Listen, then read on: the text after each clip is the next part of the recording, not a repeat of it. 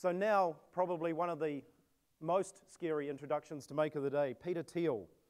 So he's known as the mentor of the PayPal mafia of entrepreneurs, as well as for his warnings of coming technology deficits. He co-founded and led PayPal in 1998, making e-commerce faster and more global. He sold that to eBay in 2002 and founded a global macro fund manager organization called Clarium. In 2004, made the first external investment in a little company we all know now as Facebook, and has gone on to do many, many amazing and global scale things that have made an incredible difference and have shown the world what is possible when you extract these things from great ideas to becoming entrepreneurial successes. He's come to New Zealand only for this event, to be committed to it and to be part of it, and it's our fantastic privilege to have him here. And I guess we would define as you haven't made it in entrepreneurship till your character's in the movie. Introduce Peter Thiel. Thank you. Thank you very much. Thank you very much for that incredible introduction, and it's always hard to know how to live up to these things. I first came to New Zealand about 18 years ago, did a whole outdoor adventure trip starting in Queenstown and all the crazy kinds of things one can do in New Zealand that you can't do anywhere else, the sort of risky things that are probably not allowed on shot over river boating with a speedboat 5 feet from the canyon walls and things of that sort. But before I went on the trip, you sort of read all these tourism books, and I remember, I still distinctly recall one of them had sort of a list of countries in the world, and was sort of the list of ordered by how friendly they were. And New Zealand was the friendliest country in the world, and then it sort of went down to I think sort of Morocco was the least friendly, but it was sort of a complicated listing of different countries. And you sort of think to yourself, well, that's sort of a silly thing. It doesn't mean all that much. But after one spent 10 days traveling through the country, it is a really incredible thing how great the people are. And I think one doesn't fully appreciate it if one is from New Zealand and has never left the place. And it's one of the things that I think really I found incredible about this country, and that has attracted me to come back here repeatedly over the years. I think the sort of integrity, sincerity, honesty, straightforwardness, friendliness of the people is one of the most critical things you can do in building a company, because companies are rarely just solo efforts. They are not. It's not like writing an academic paper in college where you're sort of sitting by yourself in a room, spending hours on an exam, and you have to beat all the other people.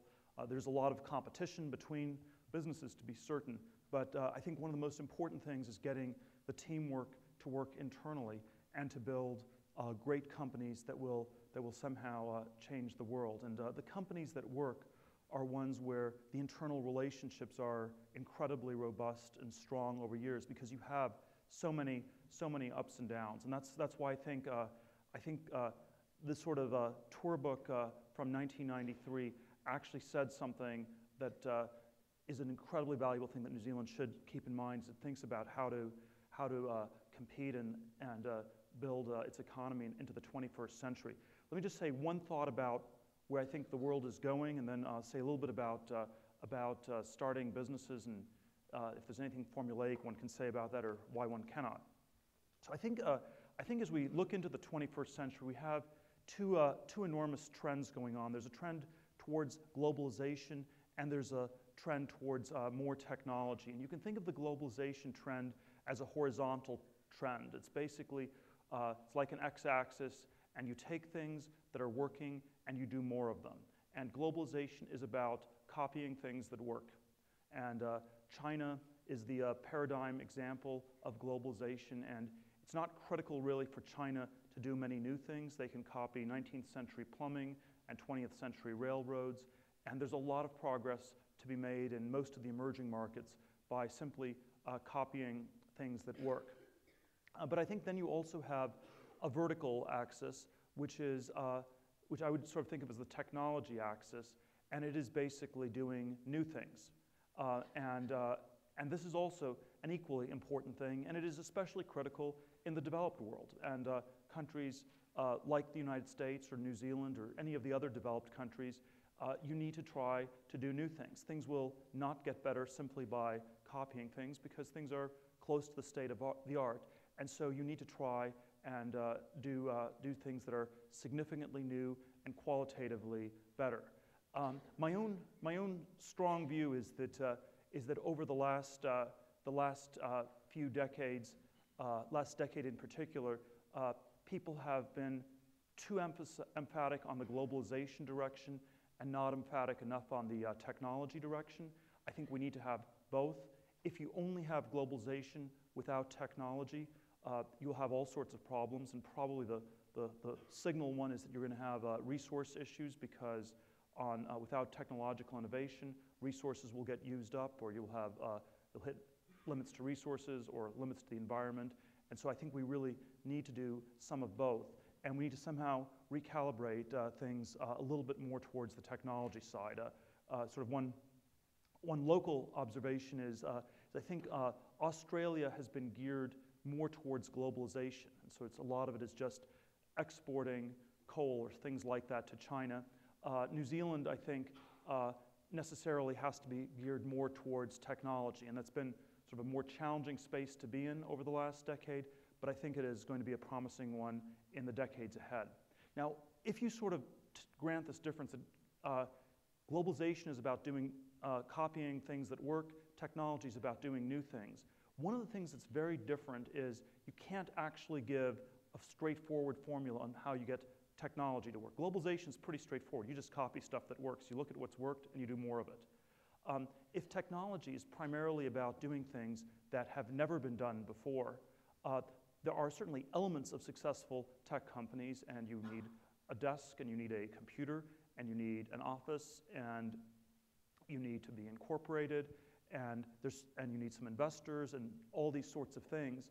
But the most important component of each tech company is something that is fundamentally new and fundamentally different.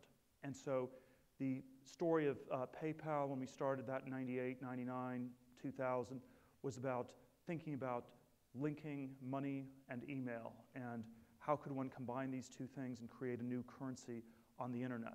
And the Facebook story from 2004 onwards was about encouraging people to share things about themselves on the internet and create this incredible social networking business. And so the next great company, the next innovative company, will not be precisely PayPal or Facebook, because in a way that has been done, and you need to think of something that's not been done before. And it's just like people have often said Mark Zuckerberg is like Bill Gates from Harvard, but he didn't start an operating system, which is what Gates did. And so I think that's one of the reasons that one can't give simple advice and say you should just do these precise things that were done.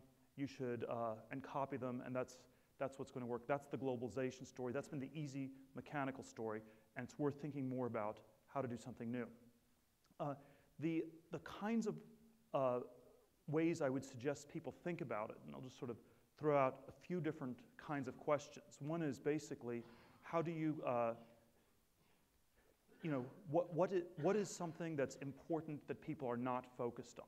This is sort of a general question on where there's an opportunity to do something new, where there's also a well-defined market. And then if you ask it in terms of starting a company, one of the ways I've asked this question of late is, why should the 20th person join your company?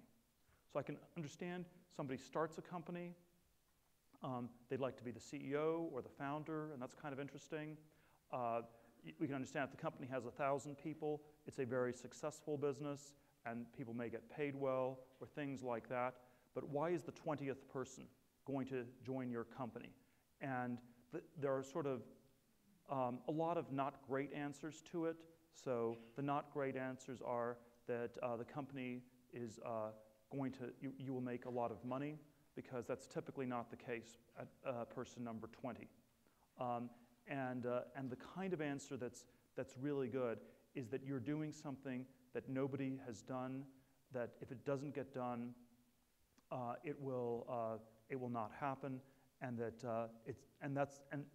sort of answers in that direction tend to be pretty good. And that's why I found that this question, it's sort of a tough question. It ends up eliminating an awful lot of businesses. But when people can answer this question really well, you often have something that's incredibly robust and powerful.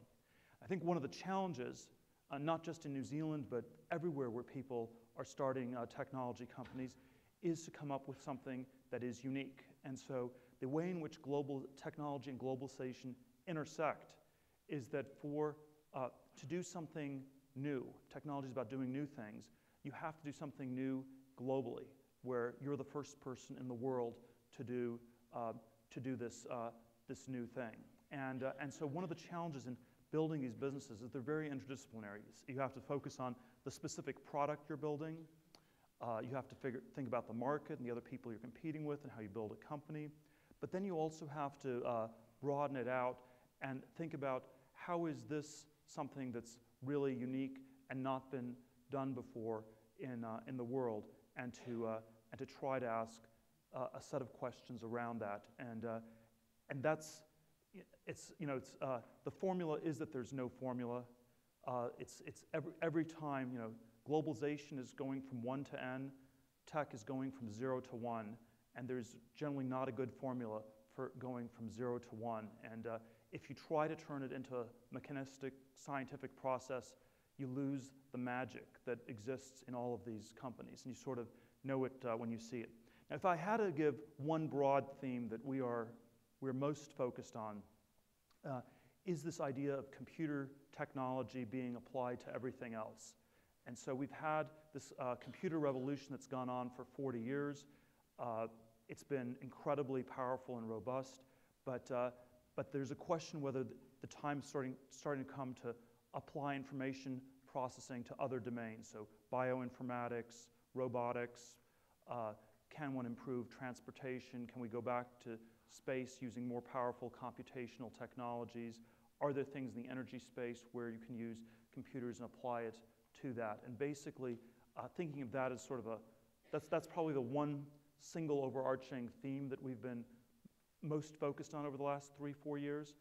But the key stories always come down to people who are doing some great new things. The surfing metaphor that I've often given is that it's like you're trying to catch a wave. And if you've ever tried surfing, you can't actually you can't wait for the wave to be there. You can't wait for people to tell you, oh, here's the wave, and now we start paddling. By the time the wave's there, it's too late. And you have to paddle before the wave comes. If you paddle really hard and there's no wave at all, that's just sort of weird and doesn't do anything. And so you have to, and the way you get to be, so normal is paddling when the waves are already there. Weird is paddling when there's no wave. And the cool way to surf is to paddle and then hit the wave when it actually comes. And I would encourage all of you to go out there and try to catch some big waves. Thank you very much.